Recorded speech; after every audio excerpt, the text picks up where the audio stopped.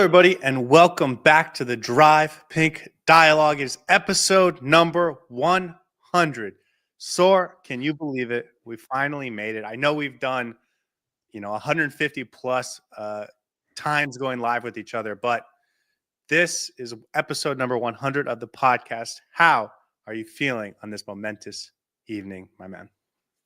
Yeah, I thought we'd be doing something extra special for this, but you know what? The best feeling about this is that I get to do this every single week with you, just on our mics, talking to the fans and getting to talk about Inter Miami. There's nothing better than that, and there's nothing more special than that. I am absolutely honored to be able to do this for 100 episodes. Here's to 100 more and maybe even more beyond. So thank you so much for having me, Scotty, for coming up with this idea and for being the best partner in crime. Yeah, I would like to talk for the next 5 minutes about how thankful I am that we got to do this and that you do this with me and that the audience participates with us because it makes it awesome. But I feel like I did that for Thanksgiving and for Christmas, and I don't know if it's going to get repetitive, and I don't want it to feel ingenuine because that is genuinely how I feel. So thankful. But yeah, 100 episodes, man, that's awesome. I'm so happy we get to do this too. I think it's a ton of fun. Where do you want to start today? Because there was a big game on Saturday, and that was very exciting. I thought the atmosphere was electric. I thought for a preseason opener, you couldn't really ask for much more. I thought the fans that interacted with us were a lot of fun. And then all of the new signings leading into that were incredible also. It was just like this huge buildup to an important game. That was actually just a preseason opener, but it had the vibes of a build-up to an important game. And so it was just a ton of fun. We got to see some new players, new goalkeeper, Fafa, some of the young players got a chance. And now we get 10 days off heading into this Universitario game down in Peru. And I think once we get closer, it's going to feel like a similar build-up. But for now, we're sort of in this dead period in between. We have the guys that we're bringing in. We already know who they are, so it's not like going to be that exciting when Maxi Falcone becomes official. But we got a player leaving as of today. There's some Neymar stuff. I think there's a really interesting conversation to be had about Rocco Ríos Novo and the goalkeeping situation. Where do you want to start, man? So I've been a little off the grid for the last couple of days, and whatever you tell me in terms of news is probably going to be very surprising for me. Of course, I've been tracking the Facundo Farías news, so that's an interesting development. But let's talk with the roster discussions first, because we're going to get into the Club América game eventually and what that means for the rest of the preseason and maybe how we're going to play going forward into the season. So maybe that's a conversation we can use to lead into the next couple of preseason games. And as always, let's talk about the roster decisions first, the transfers, incomings, outgoings, and as always, our perpetual topic, Neymar. So let's talk about a couple of those things first before we get into the game. Okay, let's do the smallest thing first, and that's that Inter Miami went out and traded for another international roster slot. I believe, we're at 10 slots. This brings them up to 11. They got it from the Colorado Rapids. I think they're going to need 15 or 16, depending on how the roster shakes out. And probably once we get into the summer, we're definitely going to need 16. So they're making progress, but it feels like if they're at the point of doing that, they feel maybe like they're at the point of knowing what their roster is going to look like. But also maybe they need to work a little quicker on that because they need 4 or 5, right? That's a lot. Yeah, this is, I guess, one of many.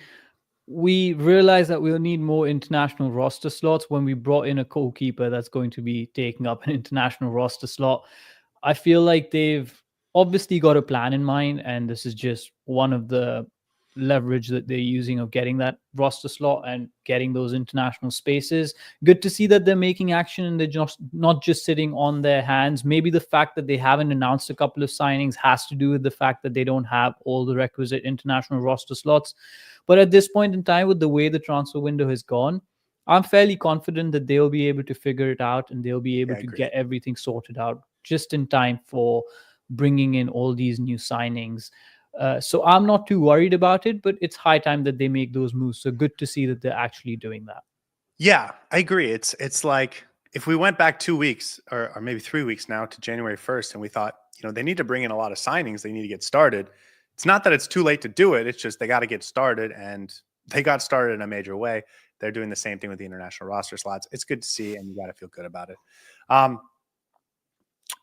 Okay, can we just talk about Neymar real quick, because we have to, and some of the people in the chat are already saying, stop talking about Neymar. But listen, 2 years ago, we would have been having the same conversations about Messi when he had the $1 billion deal with Saudi Arabia. People would say, why are you talking about Messi when he was going to re-sign with PSG? They would have said the same about Messi. So it's going to continue to be a conversation. I understand Neymar is, controversial, but I think that as long as he's a big name and as long as there's at least a small possibility that he could be attached to Inter Miami, we're going to have to keep talking about it. And so let's do it quickly and get it out of the way. The big news is that he's going on loan to Santos, which is the club he came through at in Brazil, for the next 6 months. He was not registered in Saudi Arabia. They decided they didn't want to use an international roster slot on him. And so they loaned him out to Santos, who's going to pay some of his wage for the next 6 months. He is still going to be a free agent in 6 months, which means that the conversation between Neymar and Inter Miami and about Neymar and Inter Miami and MSN and all that stuff is going to continue for another 6 months. I know people were and probably are ready to put this sort of idea to bed for a while, but I just wanted to say that it is probably going to continue to be a conversation as we head into the summer window. And if he loves it at Santos and he signs a long-term contract extension there, then we can finally put it to bed. But until then, I think I need people to realize that that's still like a potential possibility. So this one's a bit of a shocker. I was not tracking this news, and glad you brought it up, because I would have loved to. I react to it real time. So first of all, I think this is the best case scenario for all parties. Bringing in Neymar at this point in time would have raised a lot of questions with the fans, would have raised a lot of questions amongst critics. If he didn't perform well at the start of his career at Inter Miami and he didn't hit the ground running, there would have been a lot of question marks about why we signed him. Of course, he hasn't played a proper game of football in over a year, and his fitness is a big concern. What he can deliver on the pitch is a big concern. So in that sense, I don't think him coming at this point in time in this transfer window would have been great if he wasn't able to deliver. That being said, he gets to go play in Santos. Obviously, that was one of his considerations, going back to his home country. Getting his love for football back again, I think, is a big, big thing, right? Going back to where you started, going back to your roots, it'll just help him enjoy football a little bit more. He can get fit again. He can show what he's capable of, whether he's able to play at that high level. Santos is no joke. It's going to be a good competitive league to play in.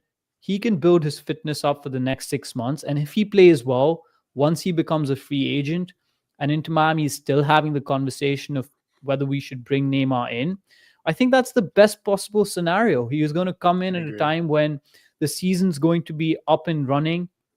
We're going to be competing for multiple trophies. And at that point in time, he would have hopefully played plenty of games to fit straight back into this Inter Miami team if we sign him. Right now, it would have been him taking his time to build his fitness before we can actually see what he can do.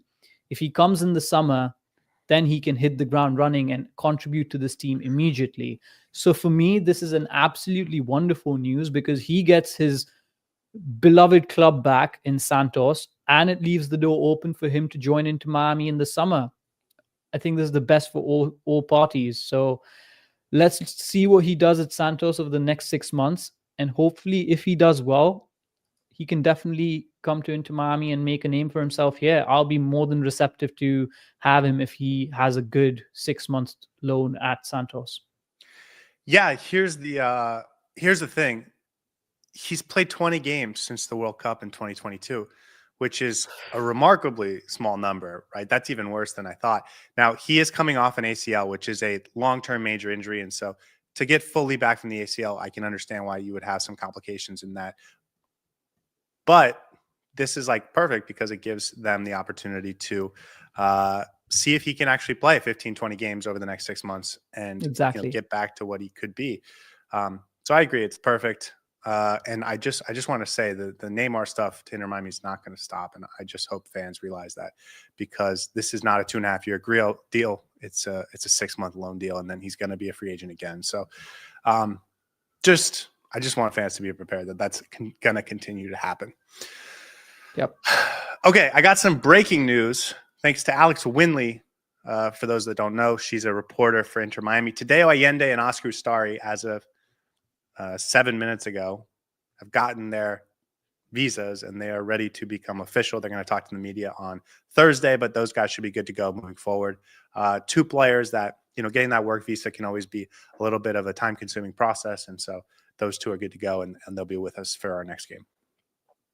Very important. Very excited to see this come through. I think the visa delay is the most frustrating thing as a fan, because you all know that these players are coming in, and then international regulations and standards sort of put a bit of hold on that. So glad there was no issue there, and can't wait to see them fit straight into this team, because I think now that the games are going to start coming thick and fast, you want everyone to blend in as soon as possible, build chemistry as soon as possible, build that fitness as soon as possible, so that when that Kansas City game arrives, we're up and running and we're ready to go.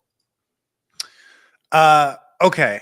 The big topic for the first half of this show is going to be Facundo Farías. He's leaving. I think there's a lot of dimensions to this that are really interesting, but they've been trying to move on Farías. It feels like they became more desperate to move on Farías over the last week or so. We have talked about this multiple times. Racing is a club that they were working with on this, and they clearly wanted to get it done. They were going to get Baltasar Rodriguez on loan in return, and that was going to be kind of a swap deal. That doesn't come to fruition because, for whatever reason, the two clubs couldn't agree, and instead he's going to Estudiantes, but it seems like it's a full sale, final deal. So no loan, no possibility of him ever coming back, and this is a player that Inter Miami only really got a little snapshot of, and they never got a chance to really see him in his full glory, and now he's gone. How you feeling about this? A little bittersweet. Obviously, the conversation about him leaving has been happening for a while, so it's not too surprising that he is now going to a different team. I would have enjoyed seeing Baltasar Rodriguez come in just because his name is very good and it would have been cool to have that as a player on our team. But I'm not too fussed that this is not a swap deal, and I'm not too angry about the fact that we're not getting a player in return. The fact that Facundo Farías has left to Estudiantes and there hasn't been a swap deal means that we were actively looking to sell him. This was a player that we realized that we don't want him on our squad, whether that's for squad building purposes, whether that's for the coaching staff thinking he's not a fit to this team. Whatever the reasons are, we were definitely looking to actively move him on. Now that has happened, I think there was a lot of potential in this player. We could have definitely seen a lot more of him, or I would have liked to see a lot more of him. There was a spark there that I thought we could have enjoyed. Unfortunately, he had that injury earlier last season in preseason, and that derailed everything. So we got robbed of one really good season from Facundo Farías, and maybe his story would have been completely different if he got to play that entire season with us. Maybe he would have contributed a lot more and taken us that extra step further past Atlanta United. But all of that is just a pipe dream now. He's obviously moved on. I wish him luck, and hopefully he can get back to his full fitness and contribute to his new team. We're going to move on from this and obviously get a new player coming in, whether it's going to be a swap in his position or whether that's going to be a whole new player. That's a matter of debate and conversation. Well, I think that's what I wanted to go with this conversation, because we did talk about him multiple times now, potentially leaving, and what that means for him and what he is as a player. And I don't think we need to rehash that conversation. But there's suddenly, in the last 6 hours, been a conversation that Jordi Alba is actually a DP now, and that his new contract extension, or his new contract option, the exercising of his option, makes him a DP. That came out of nowhere, and I see some people mentioning in the chat. I have not seen any confirmation about this. I haven't seen any confirmation about this. I've seen people speculate it over the last 5 hours. I never saw a single person speculate this beforehand. So I'm curious if this is people trying to put the math together on why they would move Facundo Farías so desperately. And maybe that's the case. Like, I want to be honest with you guys. It is possible. We have not gotten salary information on Jordi Alba. We won't get that until April. So it is possible he's the third DP now, and that would really limit what Inter Miami could do this off season. But I don't want anyone to think that that's been confirmed, because unless something's happened in the last couple hours that I missed, that has not been confirmed. It's just a theory. It's not even really a rumor. It's just a theory. And there are other potential explanations that could solve this, why they're so interested in moving on Facundo Farías. And again, we talked about the roster. We talk about roster building and bringing in a player to replace a player and whatnot. But it would be, I think, disappointing if Jordi Alba is now at third DP, just because it means that's one less roster option that Inter Miami can exercise to bring in a new player. At this point in time, it feels like people are conjuring stories and trying to rationalize the decision of moving Facundo Farías on. I won't be surprised if there's actually something tangible behind this. This happens when Segovia was being signed. Everyone said he's going to come on as a DP or a U22 DP. I don't think that's the case. That hasn't been confirmed yet. We'll find out whether that's the case or not. But if Jordi Alba is converted to a DP, first of all, that will be disappointing, because we were getting the best of him in a very for a lot less than what we should have, right? Now that if he gets made a DP, honestly, that's a fair reflection of what he brings to this team. He should be a DP level player. Even Sergio Busquets should be a DP level player. The fact that we were able to bring them on a much lower contract and not use that DP spot on them is astounding in how this team has been built and what the executives managed to do. It'll be a little bit disappointing because you lose out on that spot, but honestly, for his performances and what he puts in, game out, I think it's more than deserved. So you can make an argument about, why is he being upgraded? But maybe he did want more. Okay, I'm going to put it this way. If the choice was between losing Jordi Alba and raising him up to a DP, I would 100% raise him up to a DP every single day than to lose him this next season. So there you go. Yeah, and he's definitely worthy of a DP contract. But like it's frustrating for Inter Miami because it kind of limits what you can do moving forward. And again, it's not just like a Neymar versus Jordi Alba thing. If you don't have Jordi Alba as a DP, you can go sign another U22. You can have the extra $2 million in GAM that allows you to do stuff moving forward. And also, if Jordi Alba is now a designated player, where does that leave Luis Suarez? Because I think when they were both taking the pay cut for the team, it became like a buying in thing. And now, if you only have one player, like, how does he feel about this? It feels like this really complicates things in a team chemistry way that I don't. It's just not. It's not perfect. It's not ideal. So listen, I think we're making too many assumptions here. First of all, this hasn't been confirmed, so I don't want to add wind to the fire here and fan the flame even further. And if there's something behind it, I'm sure they've rationalized it and they thought about it. Luis Suarez didn't necessarily come here for the money. Jordi Alba didn't necessarily come here for the money. Neither did Sergio Busquets, right? They came here to finish off their careers with their best friends and make the most of the last few years that they have to give to professional football. I'm sure Luis Suarez will understand if he's not a DP and Jordi Alba is. I'm not sure what the contractual situation is behind the scenes, but you're right. This could definitely lead to a little bit of a complication when it comes to figuring out what the dynamics are behind the scenes. But I don't want to speculate too much on this. I'll just say that Alba deserves to be in a DP spot. Maybe even Suarez does deserve to be in a DP spot, but they're professional.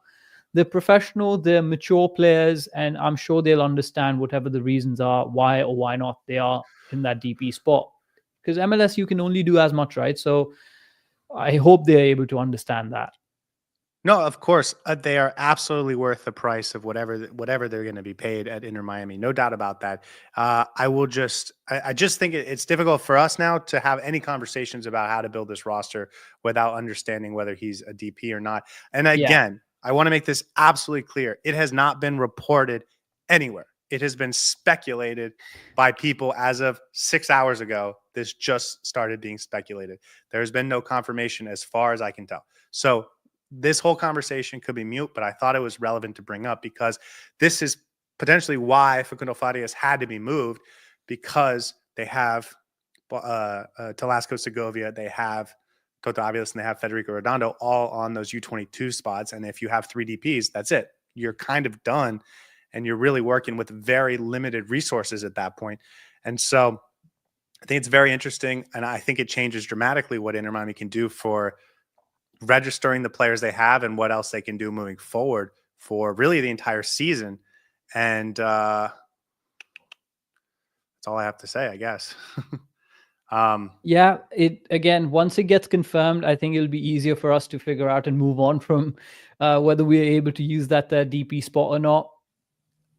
But as of now, it's all speculation and up in the air. So it does create a bit of confusion. Honestly, I don't think it's actually going to be anything concrete, if you ask me. I think this is just speculation that the Twitterverse has decided to send out into the world. I think so too. I think so too. I think people are trying to make sense of this. Yeah. And I think when you understand that it's a swap deal for another player you like, I think that makes sense. And then all of a sudden he goes to a different club. I think there's like 5 other explanations for why that makes sense other than just Jordi Alba being a DP. So I don't want to jump to that conclusion, but exactly. I want to have this conversation openly and honestly about what this means for Inter Miami, because you may not, and maybe some of you guys in the chat don't either, but I think roster building is such an interesting component of being a fan of a team. So I want to be sort of on top of this, and we really won't know for a while. And I see some people saying in the chat that Barcelona doesn't pay his salary anymore. Okay. Like Barcelona doesn't pay a lot of players' salary anymore. And they don't continue to make. I don't think that was a thing anyways. I doubt Barcelona would be paying Jordi out. I don't even think it's allowed by FIFA regulations to do that. But I'm sure if he's not on contract with another club, then I doubt another club's allowed to pay him. It'd probably be like a gift or something to. No. You could definitely do that if you cut a player early or you defer money or something. Yeah, it's really possible he deferred money during COVID or something. But that doesn't mean they're paying his salary though, right? That means they're paying him what he's owed. That's a different technicality altogether. And it also doesn't mean he's a $10 million player. Like, is he worth more than $1.5 million? Definitely. Would he make $15 million on the open market? No. So, I mean, there's a couple of questions in there that I'd like to get an answer to. Can we buy him down using? So I'll explain this. Yeah. The DP threshold is actually much lower than people realize. It goes up every year, but by 7%, something like that. So let's say it's around $700,000. I think it was like $689 last year. You can spend up to $1 million worth of allocation money on a single player, which means that if the player's salary is 1.7, you can buy them down under to 700,000 to make them a non-DP. But if they make 1.8 million, you can't do it. They have to be a DP. And that's not just their salary, it's also the amortization of their transfer fee. So for any player that's making over 1.7-ish, 1.75, something like that, whatever the final number is for this year's DP threshold, you can't buy them down. They have to be making under that number. Certain amount of money, yeah. And so last year, Jordi Alba was making 1.5, Luis Suarez was making 1.5. You can spend that money and buy them down under the DP threshold. And that's why guys like Julian Gressel and Nico Frederick can make over $1 million as well, because you use your allocation money to buy them down. Any other questions? I don't want to skip over something if it's confusing. No, I think that makes a lot of sense. Again, I completely understand your point about why roster building is so important and why a move like this could potentially affect us. Maybe not in this transfer window, but maybe in the next transfer window or the couple of ones coming after. But it's so frustrating as a fan as well. We don't have visibility in the exact details of all the contracts either. So it becomes a little difficult for us, and all we can do is actually speculate. There are obviously experts behind this who actually write all these contracts out and figure out how every player is going to fit into the roster build. So I'm sure they would have thought of it. And if there's a reason that they've had to upgrade Jordi Alba, whether he requested a higher salary, whether they thought he deserves to be in that third DP spot, I'm sure they would have thought through the mechanisms of how they're going to be able Well, to. it would have been written into his original contract when he signed with Yeah. them. Yeah. So They would have they known it was must. coming if Yeah. it was coming. I hope this was done with keeping the rest of the squad in mind, of course. When it comes to Suarez being the only Fantastico who won't be a DP, that I think is more of a personal conversation about what their relationship is and how much Suarez thinks he is worth.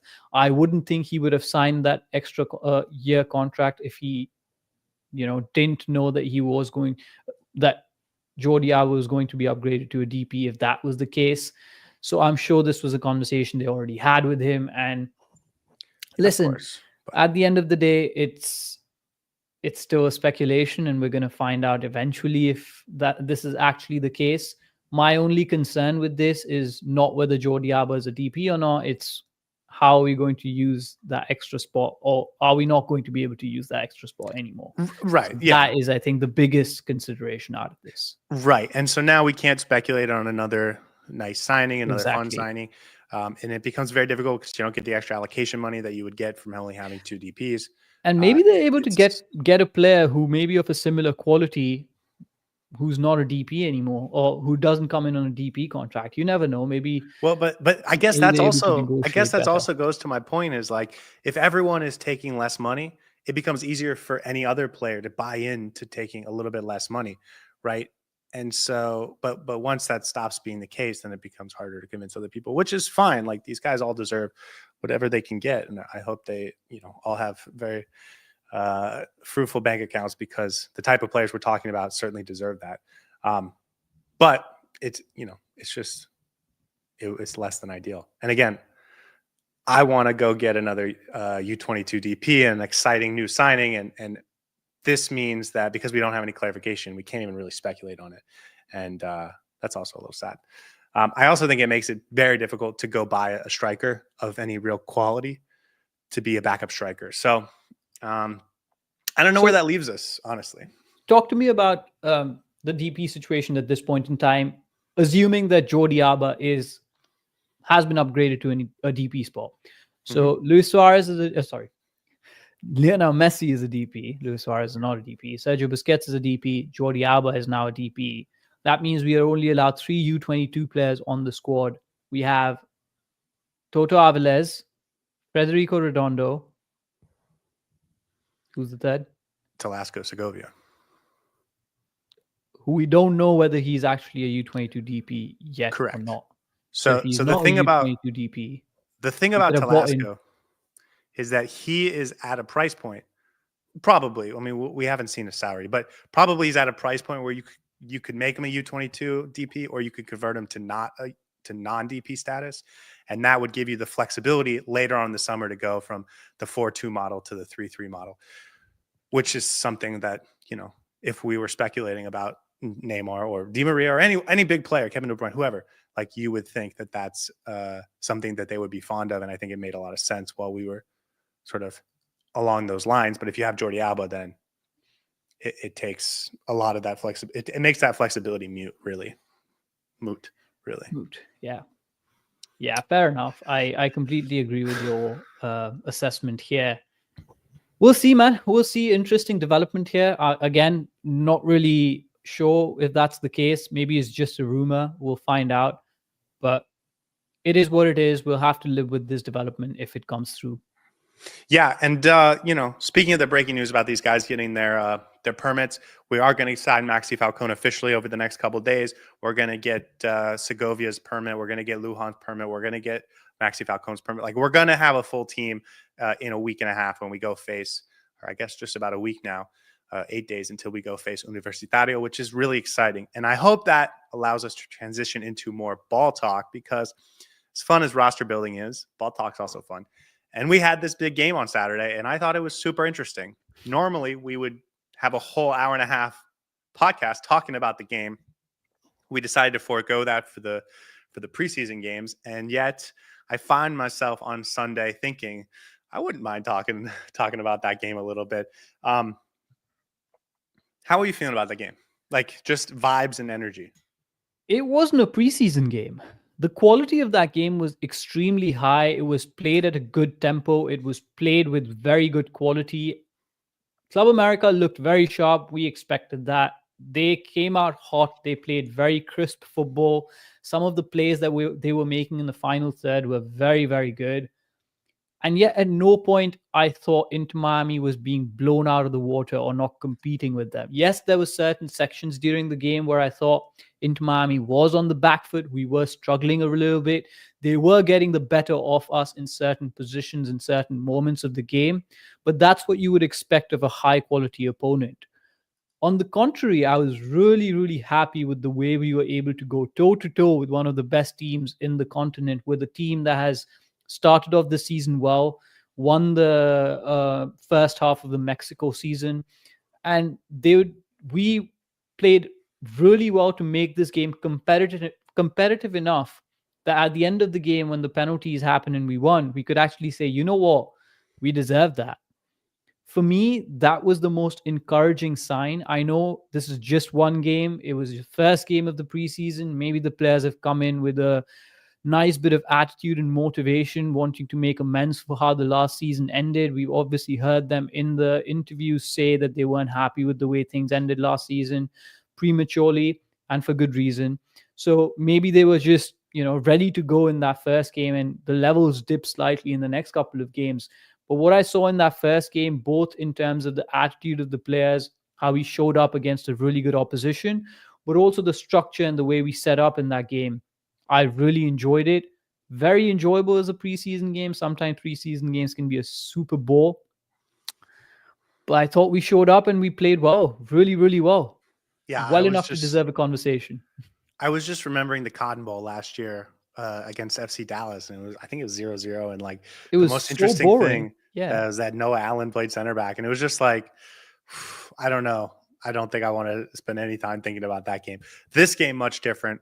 I think to me, the most interesting thing was the setup, because we played that sort of 4-2-3-1, 4-4-2, where Messi was both central and also had a player to his right, a forward to his right. And I think I'm very excited about the potential that this will have to unlock our offense, especially with Busquets in the midfield to help navigate it. What was your thoughts on that? No, I think they were able to use Messi in the best way possible. He was able to drift in and out of the lines, play in that 10 position, sometimes come a little bit deeper as well, which he does extremely well. But that also meant you had a player on the right side of the pitch to be able to use the space that Messi vacated whenever he did. So that allowed us to not be unbalanced on the right-hand side of the pitch. That allowed us to use both outlets really well. Earlier last season, when this would have happened, because Messi tends to do that a lot, he tends to drift in that central role a lot. We had to rely on Chelo Wigan to be that offensive outlet on that right-hand side of the pitch, mostly. This time we had an actual player in Robert Taylor, I believe, playing the right wing role, who does it really well. I thought whenever he got the opportunity, he took his player on and was really crisp. And by him, I mean Robert Taylor. We can use that side a little bit more. I think we need to start using that right-hand side a little bit more, especially when Messi drifts inwards. But I really like that. And I like the flexibility we showed in game, switching between that 4-4-2 and that 4-2-3-1, both in an offensive and defensive way. Yeah, and Messi wasn't occupying particularly different areas than he would normally. It's just that we had a winger to his right. And we have talked about this 1,000 times, but Tata Martino never tried this. So we never got to see what this looks like since Messi's first game in Miami. But the biggest, easiest way to stop Messi was to just clog the middle of the field where he and Suarez love to operate. And so you needed that left winger last year to help spread the back lineup. But if you're going to have wingers on both sides doing that, you're going to create so much freedom and space for Messi and Suarez to operate centrally. I'm like giddy, because I'm thinking, how did we never try this? How did we never think about this? And I get it. Tata was uncomfortable with the midfield in that setup, but like he could have tried it for sure. And I still think the midfield is going to be a real talking point for as long as we do this. But we saw a team in Inter Miami Saturday night, that played a very good competition, that was in better form than us, that is very talented players compared to what we're going to see on a regular basis in the MLS. And our defense held up pretty well. I think if we had Drake Callender in goal, we might have gotten a clean sheet, and we were able to create enough offense to, I think, deserve 2 goals, or at least, 1.5 goals. And so that, I think, is so like pleasing to me, that it feels like we found a system on day one. Javier Mascherano had it already ready, that could both keep us safe defensively and open us up offensively. And all we have to do is make sure we get the midfield right to potentially like dominate. Like, the early signs were really positive, I think. Yeah, I think you make a really good point. And I want to pull a couple of threads that you mentioned. So first, for wingers, I loved the fact that both Fafa Pico on the left and Robert Taylor on the right, for large parts, were hugging the byline. They were sticking to that width, and they were utilizing the width of the pitch really well. Fafa Pico basically rinsed his left back a couple of times, or right back a couple of times. He took on players when he needed to. He was utilizing that channel really, really well. Interestingly, he also knew exactly when to drift inwards and make that dummy run to allow Jordi Alba to make that channel run on the left wing side and put that cut back into Messi or an attacker coming onto that ball. So it feels like Fafa Pico already knows how to use that position to his advantage and when to use it, which is a sign of his veteran nature. He's obviously played this game much longer than we've been, commenting on Inter Miami. But I thought that was really good to see that both Robert Taylor and Fafa Pico were sticking to their width and sticking to their positions. Because if you come in constantly, you just create a lot of chaos in the middle with too many bodies, especially when Messi likes to have that pocket of space to operate. So we were playing really well on the width side of things. Secondly, you mentioned the midfield. I think this midfield is going to be a problem if it's just Sergio Busquets and Redondo. I don't think this is the starting midfield. We will be able to use it in the lesser games. I think we should use it in the lesser games where we don't have the threat of being countered or being caught on the defensive transitions. And secondly, when we're playing opposition, and this is counter to what I just said, but we're playing an opposition who's better than us, and we're going to sit back a little bit and be a little bit more compact so that we don't get caught on defensive transitions that easily. So you can use them against lesser opposition, but you can also use them to a certain degree against opposition that you plan to not attack too much, or in away games, for instance. Yeah. Last point that I wanted to make was exactly about this midfield structure as well. We sat back a lot in this game and we tried to counter them, and we played very direct. It'll be interesting to see how we fare up or how we play against a team that gives us the ball and we have majority of the possession and are actually ball dominant and in possession throughout the game, and how this plays out. So I do want to say that there were a lot of promising signs and I've really enjoyed what I saw. But there are a few caveats we need to keep in mind, especially when 100%. it comes to playing against a different style of an opposition. 100%. And that's what I was going to say is, listen, we didn't have a ton of possession. This wasn't a ball dominant game. Maybe that's not what we're going to try and do. Like, we'll see. I think this Universitario game is going to be much more interesting along those lines. And certainly as we progress into the midseason, into the preseason, we're going to get games where Inter Miami is the better team.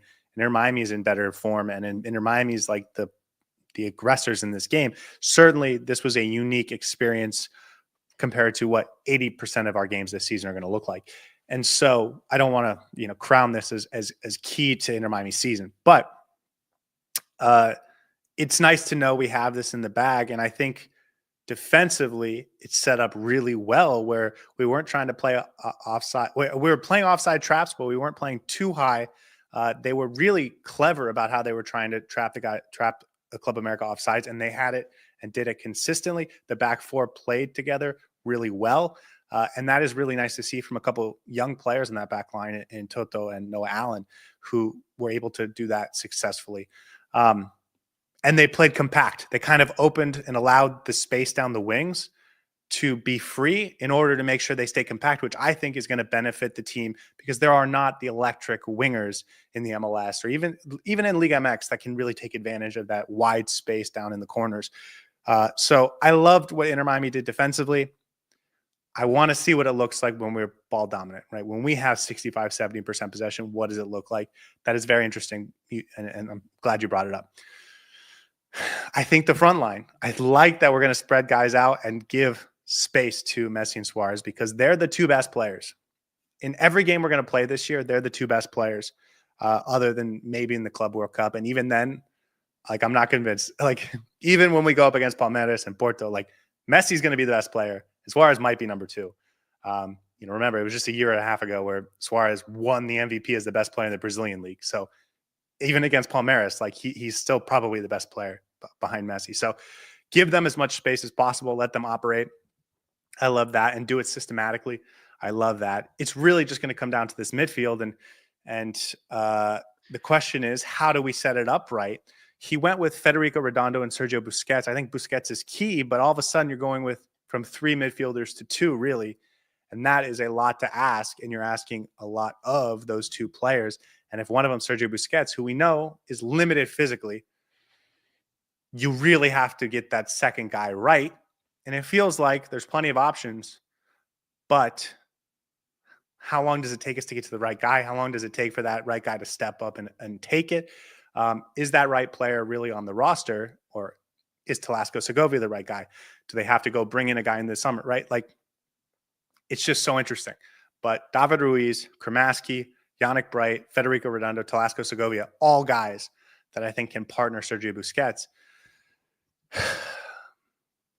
If that's the system we go with on Thursday, February 18th against Sporting Kansas City in a must-win game, who do you think partners with Sergio Busquets?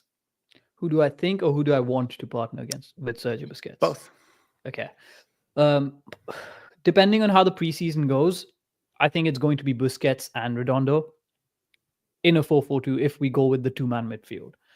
I'm going to say this. I don't think the 4-4-2 or the two-man midfield is going to be a staple. We are going to use a three-man midfield as well. I think this was something that Mascherano wanted to see against an opposition that is better than us on paper, technically, at this point in time in the season, at least, yeah. who do have more of the ball in the game, and he allowed them to have more of the ball in the game. So he knew that he doesn't want to dominate that midfield battle in terms of ball possession.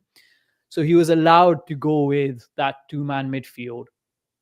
And I do think in games that we want to dominate, in games we think we're better than the opposition, in games that we want that possession, he is going to go with the three-man midfield. It may switch during the game of how it sets up and everything, but I think we're going to see a bit of both. If we assume that it's going to be a two-man midfield against Kansas City, and if we assume that all players play the way they do well enough, I still think it's going to be Sergio Busquets and Federico Redondo in that middle. That's who I think is going to be, just because I'm skeptical of a coach making the right choice when it comes to getting the midfield. That's how much I've been spent by Tata Martino. Who would I want? Having not seen anybody else and not seen the new signings and how they fit into this Inter Miami squad, I would say I would want Sergio Busquets and Yannick Bright to be that two-man middle. You may say that it's a little too defensive and Yannick Bright doesn't have that offensive ability in him, but I think the purpose of that two-man midfield is to allow Sergio Busquets to roam as much as he wants, whether it's deep, whether it's forward. And when you do that, all you need is somebody who can basically feed him the simple passes. And Yannick Bright is brilliant at doing that, playing it simple, playing it clean. And he can clean up after Sergio Busquets as well. He can eat up ground like nothing else. So I would go with Yannick Bright. Maybe that's my bias speaking, but I would want that. I don't think that's going to be the case. Listen, I'm not convinced Yannick Bright's not better going forward than Federico Redondo. Oh, yeah. Of course. But listen, we talked about it in the last at the post-game reaction. Like, Redondo's going to get his chances, and the price tag and the relationships just demand that, and that's okay. Like, as long as it doesn't cost us a major game, then it's fine. The best player will win out eventually. And I'm also thinking there's a good chance that's Telasco Segovia. Is Segovia going to be the backup to Messi in that 10 role? Is he going to fit in well as a midfielder in a midfield 3 when we do that, like you suggested? Can he play farther forward? I'm not sure. But I think that this is really interesting. I also think before Saturday, we're talking about how Inter Miami has gone out and gotten a lot of wingers, and it was weird to go out and bring in Fafa and Tadeo Allende and potentially Baltasar and not move on Julian Gressel, not move on Robert Taylor. And then all of a sudden, if Messi isn't just demanding that right wing spot every single game, it makes a lot of sense why we might have so many wingers, because Messi's going to play with someone to his right and to his left. That all of a sudden makes a lot of sense to me. Like, I think Tadeo Allende's feels much more impactful now as a potential piece, as a potential starter if Inter Miami's going to have someone to the right of Messi. Whereas before, it just felt like he was sort of like a backup role player. Now it feels like he can be a real impact starter. It is a little weird that we don't have Matias Rojas, because he would have fit really well on that right-hand side. But, who knows what the contract situation was. So don't miss the ghosts of Rojas' past, man. Don't miss the ghosts of Rojas' past. Yeah, we'll not go backwards, but I'm just very interested. I think if we were going to do an hour and a half podcast on it, we would dive even deeper into each one of these. But I think for that first preseason game, the first Javier Mascherano game, I saw so much to get excited about, so much to be interested in, so much to want to see more of. Like, it really grasped me in. And I also want to add that the fans at the stadium and in the chat with us were like electric. And so fantastic. My whole environment about Inter Miami was just awesome. And I was so happy to get it back. But the product on the field delivered also. I thought Messi centrally was doing a really good job finding those spaces in between the midfield and the back line, especially when we were out of possession. He obviously he's amazing at that. But I think him having zero responsibility on the right allows him to just find. And he only used 10% of his powers. I don't think he was playing with too much effort, and that's honestly the best you can you could want from him in preseason. No, I completely agree with you. I think flexibility and versatility are two words we're going to constantly use, and I'm sure we're going to get like an award name after these two words, because that's, I think, how this roster has been constructed. I think there's some idea in Mascherano's mind that he wants to utilize Messi in multiple different roles. He wants to use different sorts of midfields all around during the season, and it'll depend on the opposition. I think we're going to see a lot more tactical nuances and tactical adjustments than we did with Tata Martino. I think with Tata Martino, it was a little bit simple. The reason I think you and I enjoyed that game, and I think fans all around enjoyed that game for sure because of how high quality it was, but there was a lot of tactical nuance within the game that was going on that we got to see, and this was only a glimpse of it. I see in the chat some people mentioning that Telasco Segovia could potentially be playing that midfield role, that right wing role as well, which is interesting. I'm not sure if he plays that role on a regular basis, but if you put him there, I'm not sure how this shapes up. But that sort of, if he's able to play that right wing role, when we need him to play in that midfield, you can make it a 3-man midfield, and when Messi needs to come in, you can play a 2-man midfield. So that will be really interesting to see as well. Not sure if that actually happens in actual play or not, but I would love to see how they use Segovia, because for me, Segovia is the centerpiece for all of this. Yeah, where he plays is really important, because that will determine how this team plays against the opposition. So many questions. I'm very excited to see the new players come in as soon as possible, because that's going to answer a lot of these questions. And I think we're playing Universitario next week. That in itself is going to be a glimpse of what's to come, because if we go with a similar setup, then that means Mascherano is going to use this against both better oppositions and against lesser oppositions, with all due respect to Universitario. So next week is going to be really interesting to gauge where this team is at in terms of what it wants to do on that pitch against different opposition. Yeah, I do want to give a little respect to Universitario, because I don't know anything about them. So they might be very talented. We'll find out. But yeah, very interesting. Segovia, you were mentioning, I agree with you. I think he's the key, because he can be Busquets' role in that sort of mid-tier of the midfield. If Busquets needs a rest, he can be the true holding midfielder. If you need to rest Yannick Bright or Redondo, and then it feels like when Messi doesn't play, he can also step up and be the number 10. And you don't have to change the system too much, because he can just do everything. So I'm very excited about I'm very excited about Tosco. So he's my favorite signing so far. I'm very excited to see what he's going to do. Goalkeeper, Rocco Ríos Novo. I want to have a conversation about him, not really his performance, but because we did talk a lot about him after the game and his performance. I thought it was okay, but I've looked more into him over the last couple of days, and my opinion on what he might be here has changed a little bit. And so, just give me a quick recap what you thought of his performance, and then we'll head into what goes next. I thought he was good. He had a couple of shaky moments. His distribution was not that good. Had a good save here and there, but I thought he was fine. He wasn't anything earth-shattering. I know a lot of people started comparing him to Drake and how he should be starting. His penalty saves were nice, but being a penalty goalkeeper versus being an in-game goalkeeper are two very different things. I don't want to judge him based on just one game. Of course, it was his first game for Inter Miami, so obviously he must have been really nervous and mistakes happen, so I'm not going to judge him for that. It was his first game for Inter Miami. He must have been really nervous and pulling out those good saves. He has to do it on a consistent basis. So off one game, I can't judge him too much, but I didn't have many complaints with him. He was fine. He did a job and he was good, and won us the penalty shootout. So that's all I can ask for. Well, I won't take that privilege away from Santi Morales, who Yes, who actually won the penalty shootout. But you're right; he had a couple big saves, and I thought he could have done better on both goals. Like again, I think Drake Callender's saves are catches the cross on the first one or deflects it, and I think he makes the save on the second, or he doesn't fumble the ball on the second one. But the second one, I think, is like a moment that happens 3 times a year for any keeper, and so you just kind of move on from it. But we kind of glanced over him when he first came because I thought he was going to be the number 3 goalkeeper. It was going to be Drake and Ustari, and that's the plan. And you just needed a guy who could not need an international roster slot, who was American, who could come be your third goalkeeper. It made sense to have a young guy, maybe a guy you can develop. But then I thought about it more, and now I'm not so convinced that's what he is because of what his story has been so far. And so for those that don't know, he is under contract with Lanús, which is a pretty good club in Argentina. And over the last couple of years, he is American.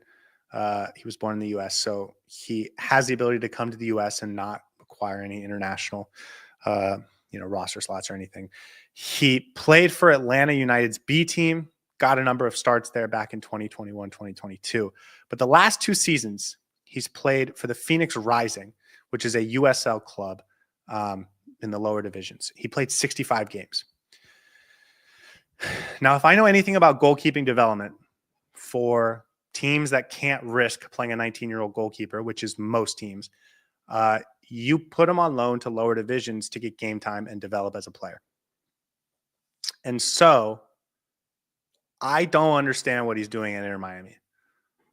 Because if he ever had dreams or goals of being the starting keeper for Lanús, and maybe he doesn't, like maybe that's what the result is like the club and the player decided it's probably not going to work out here. But he needs to go somewhere where he's going to play and be the starter, or at least have a chance to get real games in, right? Maybe like the cup keeper, for example. And that's not going to happen if you're the third keeper at Inter Miami, because it's going to be Drake starting, like in theory, Drake starting the MLS games, and then maybe you have Ustari for like the Leagues Cup and something like that. So I don't know what he's doing here, unless he is here to compete, to play. So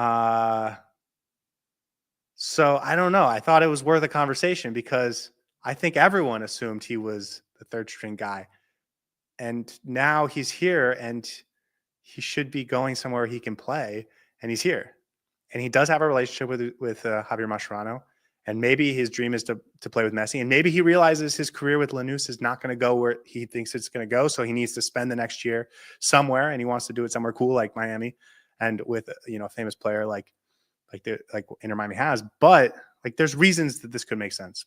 But if you're strictly thinking about the development of a young player and a young goalkeeper, like he's not going to be more likely to get a good loan or a better loan next year if he doesn't play it all this year.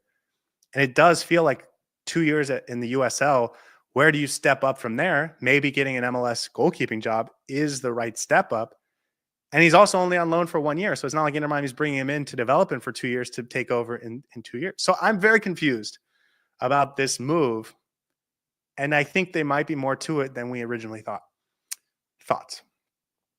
First thoughts. You make some very valid arguments. Very valid. You may be overthinking this, but those are still valid arguments. I have a question for you. Would you be comfortable going into a cup game like Leagues Cup, let's say US Open, for instance, having him as our goalkeeper? Well, we're not going to play in the US Open Cup this year. Yeah, but if you go to the lesser Leagues competition, Cup, a Leagues Cup, like do what Dos Santos did last year. Sure. But yeah, but do you jump him over Ustari? I'm slightly hesitant to say that he goes over Ustari. The thing though with Ustari is he's at the swan song of his career. He's towards the end of his career. So maybe he's not coming in thinking that I want to be a starter out and out. Maybe he is coming in as a third choice, but then you don't spend an international roster slot on your third choice keeper. Yeah, we saw the Tyler Miller come in. Like that could be your backup third string option. Just a guy that needs a roster slot. Like you didn't have to go out and get a foreign player for this. So the whole situation's interesting. My intuition is you're probably reading a little bit too much into this. What's probably gone on is he doesn't really have a pathway into the Lanús first team. And he's decided he wants to spend his 1 year on loan with Inter Miami because it's a very lucrative opportunity. As a young player, it would give you a great chance to play with some of the best players in the world to ever grace the field of football. He may get a couple of games here and there. He gets to develop with some really good goalkeepers. And I think that for him for 1 year is enough. And maybe he moves on after that. So maybe that's what it's about. Or maybe you're right. He's being brought in to compete with Drake for that spot. And maybe we still don't know what the situation with Drake calendar is. He may be let go. He may be moved on. So that might be another completely different curveball that's thrown at us.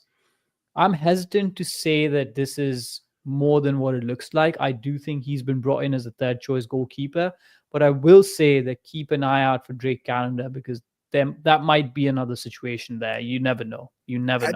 I guess I'm just thinking there might be more to this than it seems because again, if you are like, I see people saying put him as the B team goalkeeper, but it's like, you were at a higher level over the last 2 seasons as a locked-in starter. Why would you take that downgrade? Why would you go down to play youth soccer? Really, for sure. That doesn't seem like a career move that makes sense for him. So Sean's saying is MLS Next better than USL 1? I don't like. I think he could go to any club and be the backup goalkeeper. I think he can do better than that. It's very interesting to me. And why not go to a second tier in Argentina where your club's going to see you more, or the lower part of the first tier in Argentina where your club's going to see you?